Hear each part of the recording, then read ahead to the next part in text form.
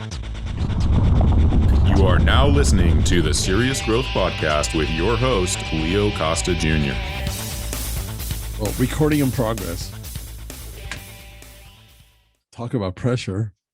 That sucks. I'll tell you what sucks. Well, first of all, welcome to Serious Growth Program. This is where it all happens. We tell it like it is, hopefully. I have to get this off my chest before I explode. This, what I'm talking about, applies to trainers, and it also applies to people that are training themselves. And I get, my jaw clenches up when I think about the three training components and how, I'm going to say most, maybe 99%, 0.9% of the trainers, even the people that are training themselves, and this includes professional bodybuilders. I was shocked back in the day when I was interviewing guys at the top, how much they didn't know about their own progress and their own body. They put their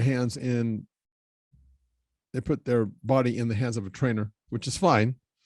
But my point is this, and this really bugs me, is no one doesn't seem to really know to the nth degree about the three training components.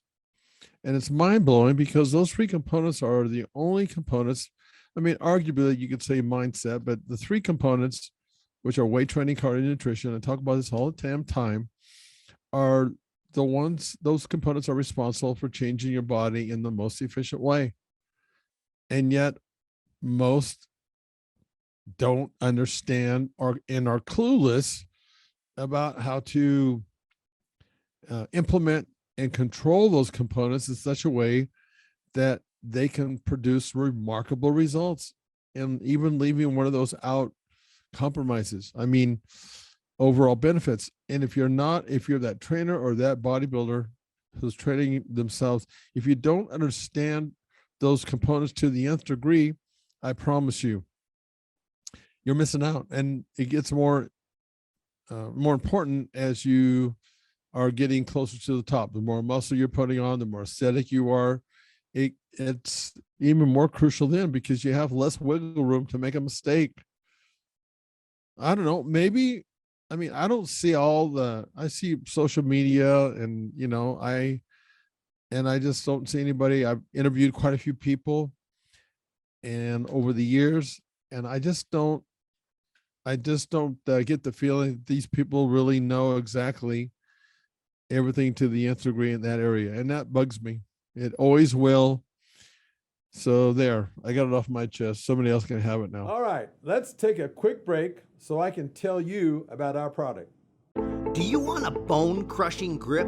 Good, because you're gonna get one with the amazing new TRS gripper. It's a progressive grip builder with longer handles and a special ergonomic design that's like a dozen hand grippers in one. Start off easy and work your way up to quickly build your grip strength from wet noodle to pulverizing. The package includes a video from the world-famous strength coach, Dr. Russ Horine, the man who worked with Leo Costa to help bring you big beyond belief in the Bulgarian Power Burst. Dr. Horine shows you a simple and easy to follow workout plan that takes just minutes a day right from in front of your TV set if you want. So click on the link below and let's get started building you a stronger, firmer, bone-crushing grip.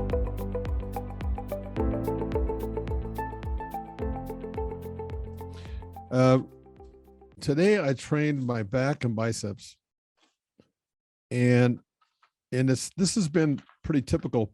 I don't know why, and legs are a brutal body part to train, but when it comes to training back and biceps, I get my ass handed to me in a special way. I think that back, especially, maybe it's because, for bent over rows, it's hard to breathe when you're bent over. I don't know what it is. If it's harder to train those, you got a lot of muscles in your back that you need to attack and address. And I don't know, maybe it's that, but every time I do back and biceps, I get my shit packed really pretty bad. But you know what? After it's all over, man, does that feel good. Just FYI, for those of you who are volume training, which I am, and for those of you who are bodybuilding, you should be volume training as your main objective. I did 441 reps today for back and biceps. And I did that in 41 minutes. And that broke down to 10.7 reps per minute. That's where my head is when I train. I'm curious to know about you guys. Are you guys doing this when you're in the gym? This is focus. This is pushing to get all that work done. And this includes, you have to, the only time that there's really some downtime is when we're switching from body parts between back and biceps. And then, of course, you want to rest. A general rule of thumb when you're resting, when you're doing this kind of volume work, is to whatever repetitions that you're doing, you should rest that amount. So, for example, if you're doing 8 reps, rest 8 seconds and do another set. I challenge you guys to do that and be legit about it. It's hard as hell to do that. It's going to make you feel like a sissy lala because your weights that you're going to be doing are going to be drastically cut. And that might be too hard for some of you to take. I understand that. It's but you got to fully believe that when it comes to muscle building, it's really about volume training. I'm not saying that you don't want to get stronger, and you will, even if you volume train, like I'm telling you, man, when you start forcing your body to recover in 8 seconds, or, if you're doing 15 reps, 15 seconds, I mean, it's all kind of relative, because when you're doing 20 reps, you're getting your ass kicked for 20 repetitions. And so 20 seconds seems like it goes by like it does for 8 seconds. But the other day I was on cardio in my gym. My cardio, I see right into the studio. It's not that big. It's about 2,000 feet. It's got everything you need though to bodybuild, even to powerlift. But one of the things I have the luxury of being there is I see everything that's going on in front of me, and I see so much wasted time and wasted effort. And why waste your time or your effort? And as a trainer, and this also applies to the person that's training themselves, part of what you need to do is understand that you have so many weapons and tools in your tool belt when it comes to training. And I wrote some things down here so I wouldn't forget. But for example, typically someone will do like a set of whatever it is, 8 reps, 10 reps, and maybe they'll superset. But there's, I always talk about making every repetition count. That's not an easy thing to accomplish, making every set count, and that's always the sort of one of the stated goals besides feeling everything that you train. But when it comes to when you're in the moment in training, consider this. There is a strict style of training. There's partials. There's also loose style training. Now, keep in mind that with those 3 things that I'm talking about, they can be implemented and incorporated throughout the set that you're actually doing. See, the thing about it is you always want to keep intact with your physiology, in that the most important thing is that you exhaust the muscle, because it really doesn't have much to do with the amount of reps that you do. We all know that muscles can't count. They can't read. So they don't really know that the muscle really reacts and responds to exhaustion and fatigue and recovery. So that's where your head needs to be. The repetition scheme is really, I think it's more relevant for the person's mind to have like a goal to shoot for. But the repetitions themselves could be way off. And I've seen too many people just simply, and trainers, like when they're training their clients, they have them do a set of 8 or 10, and whether they're exhausted or it was too heavy, it was do a set of 8 or a set of 10, let's move on to the next set. And obviously for any of us that's been around long enough, we know that doesn't work. But for those that are too focused on the repetitions as opposed to really paying attention and being inside of your physiology and that muscle, I mean, really inside of it, paying attention to how it's fatiguing. If you don't do that, you don't really realize all the weapons that you have. So for example, if I'm doing a set and I'm doing a full range of motion, one of the things that I can start doing in that full range of motion, let's just say, for example, that I picked a weight that was too light. Well, one of the things I could do is go right into some partial training, because partial training, when you're doing that as a part of a full range of motion set, all of a sudden the partials, what that does, for some of you that don't know, the muscle doesn't have chance to recover. You see, because when you're doing a full range of motion, even though it seems like it's pretty fluid, your body is so quick to want to recover, because that's part of his fight or flight nervous system. So even though you think that full range of motion, that you're in motion the whole way, that little pause at the bottom of an exercise or at the top of an exercise, your body is recovering just a little bit each time. But when you go from a strict style motion to partials, and I like to use those partials when I'm not really getting the fatigue. I don't feel the body fatiguing. So my mind, all of a sudden, because I'm paying attention to that muscle, goes into, okay, what do I need to do to make this start fatiguing sooner? So I go, you can go into partial style training. You can even do loose style training. I mean, you can use, the point is, those weapons are tools that you can use at any time throughout a workout. And yet most people don't do that. Another weapon that you have in your arsenal is changing your tempo of an exercise. You can go up tempo, you can slow the tempo down. You can do this while you're doing the actual set. There really aren't any hard and fast rules, you know? It's about you, the individual, making sure that you get that muscle to fatigue. Another weapon that you have and that I use, and let me tell you something, these techniques and these weapons that I'm talking about, look, most trainers don't know about this stuff, or people that even train, because, you know, a lot of times it's just lack of experience. Okay. That's unfortunate, but we all have to go through that process before you really start understanding how to implement these different techniques and have the confidence knowing that the techniques will work for you. I do something called PR, progressive repetitions, where basically that is, again, I'm just renaming something that we've done in the industry, and that's with each set increasing the rate. But what I'll do a lot of times is I'll superset, for example, like a chest, and I'll actually do in the superset, let's just say, for example, a chest exercise. I'll do a very heavy set. And when I say heavy set, I usually don't ever go below 6 reps, more like 8, but six reps occasionally when I'm trying to push the body to maybe another level to get a little stronger, even though my focus is on volume. Don't ever misunderstand what I'm saying when I talk about strength in this example. So for example, chest, I do a set of 8, for example. That would be heavy. Goes heavy as you can for 8 reps. Never compromise the repetitions to do more weight. When I'm supersetting, let's just say that I go to the pec deck to superset with my bench press.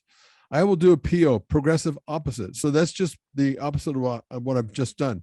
So the rep scheme, for example, is anywhere from 8 to 20, let's just say. So when I would go superset that with a pec deck, I would actually go the opposite of what I did in the set with chest. I would start at 20 reps, for example. And then I would do a set like that, you know, like a circuit, like a little mini circuit. And again, as I'm doing this, the whole time, keep in mind, I am thinking about, okay, on my chest, I did 8 reps. I'm going to rest 8 seconds before I go over there and do an exercise for the pec deck. So I'm pushing myself to that pec deck. Okay. So I'm always keeping that idea always throughout the whole training program. And then, so that's a circuit. I do a circuit, but then check this out. But then what I start doing, and again, all this that I'm doing is really in the spirit of constantly creating more intensity as it relates to volume. Okay. It's important to keep understanding that volume is the key here, but intensity plays a role. Generally, intensity in a lot of gyms is related to strength. And again, I'm not saying that we don't try to get strength in a volume program, but I'm always thinking about how do I create more intensity within that set. That's the key right there. And then to keep moving. So you can do a PR. If I wanted to, I could do the same for pec deck as I am for chest press for both of them. I could have them both going to where I was going from heavier weight to lighter or lower reps to higher reps for both of those. But do you see the creativity? And then what I can do is do what I call RO, reverse order. And that's where I just stay right there. Okay, I do the chest press. I go over to the pec deck and I do those 20 reps. I'm thinking, you know what? I got a lot. I'm really recovering today. So you got to pay attention to how your body is recovering, because as you know, your body isn't the same. It doesn't seem like, twice the same way when you go into the gym every day. It's amazing how there's some days I feel like I'm going to be strong and I'm weak, and just the opposite. When I feel like I'm going to be, I don't know, I can't explain that, and I'm really in tune with what my body is saying. So again, when I'm talking about doing that pec deck, I'm thinking, okay, I got a little extra today, but at the same time, I want to exhaust it. I want to create more intensity. So I just stay right there at the pec deck. And I go ahead and do a set there. I'm reversing that order. You see, it doesn't really matter. I guess is what I'm trying to say. There's no hard and fast rule other than you need to, really important, you need to be inside your muscle. That flashes me when I remember years ago when Arnold, and actually Robbie Robinson, let me just use Robbie as the example. The last time he was here at my studio when we did the seminar, he was talking about how he imagines when he's doing an exercise, how he imagines what that body part and how he wants to create, how he wants it to look.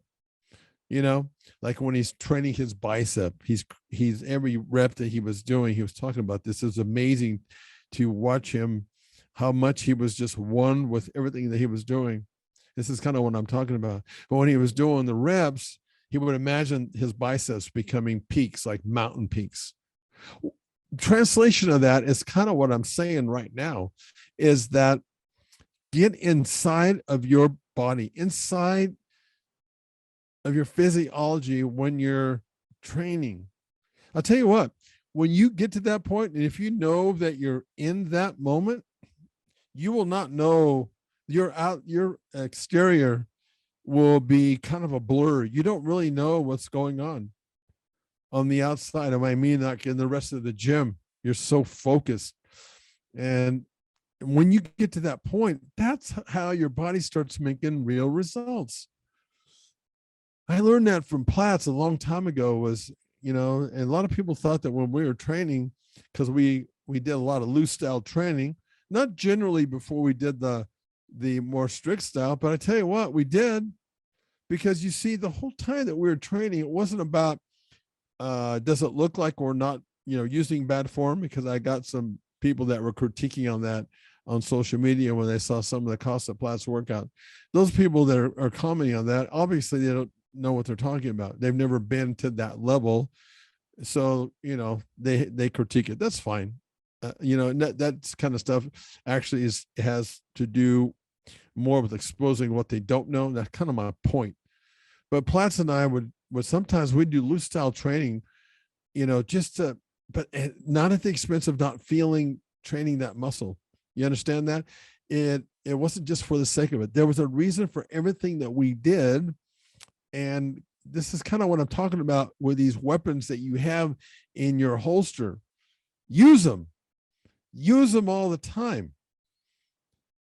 and you won't waste time. You know, a really a bodybuilder that gets to, I think, the highest level is the one that becomes a student of the game.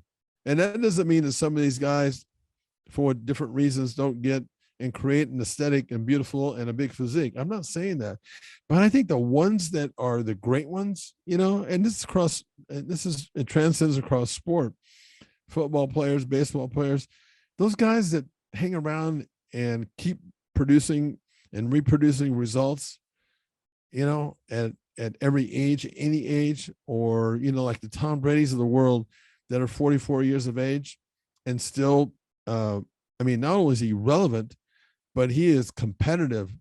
You know, that happens across the board in sport. And if you really take a look at what makes those people, there's a common thread and a common thing that these people are doing. And I can assure you, it comes back to some degree to those three components I talked about at the beginning of the show, because those components are involved in every aspect of your ability to reach your full athletic potential. It doesn't matter if you're a bodybuilder, if you're a football player, but those guys that get to the top and are relative years and years down the road, it's because they understand this stuff. It's because they're not afraid to keep trying new things and not at the expense of making and setting their bodies back. It's making sure that you're developing exercises, like Don Moss used to say, every exercise works. It's to the degree that it works. But if you're smart about doing this kind of stuff and you use these tools that I'm talking about, you don't do it in a way where you have setback. You actually increase productivity, all the while bringing more of these tools into your tool belt, so you can keep on changing. Because you see, change is always a constant, and that also means that your physiology is constantly changing. Physiology is body and mind. I can assure you that being 66.6 years of age, my mind and body are way different than when I was in my 40s and when I was in my 20s, but that's okay. I used to have more of a negative view of getting older, and not and because of the fact that I didn't think I could be as competitive as I want to. But no, that's not true. It's just, you got to stay in it. You have to be a student of the game and look for all the tools. That's kind of the message here for today's podcast, is to look for all the tools that you can get to change your body. Even if it seems, when you're in the gym and you're trying stuff, even if it seems illogical, stupid, dumb, you can't let that impact you. And again, I'm not just saying that you go and do all this stuff. You try the new stuff and see how it works. Evaluate. Constantly evaluate what you're doing and everything that you're doing in the gym. Not just every once in a while, but every time you go into the gym. Use these techniques. One other thing before I leave the show here, and that is also a tool, is a lot of people, and this is a time wasted in the gym. They are constantly changing weight because, they're not getting the most out of that rep. And I will challenge you on that and say, look, instead of changing the weight, and it goes back to what I've been talking about. Instead of changing the weight, unless it's too heavy, especially if it's too light, people tend to put weight on. I would tell you this: instead of changing the weight, change the tempo. You don't have to change the weight. If you change the tempo or change the angle, that's another thing I've talked about. And I learned this from Mr. Vince Gironda. There's so many guys out there were so smart, it's because of years and years, and they figured this thing out. When you change the angle, you change the exercise. Consequently, you change the result. Do you see? That's another weapon that I learned from Vince when I trained at his place. It was about changing the angle to the muscle. So many weapons. That's kind of been the message of the show.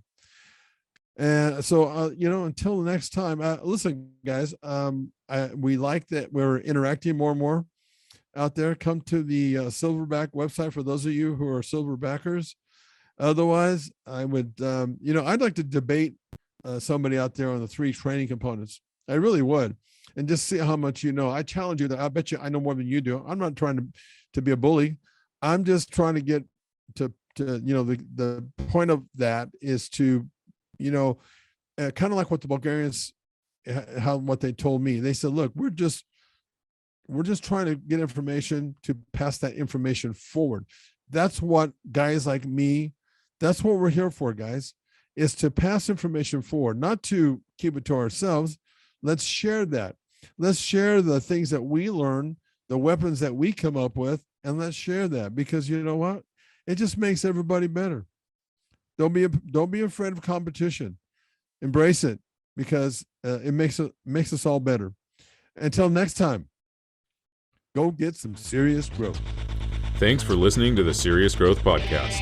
For more episodes like the one you just listened to, subscribe to us on your mobile podcast app and leave us a review.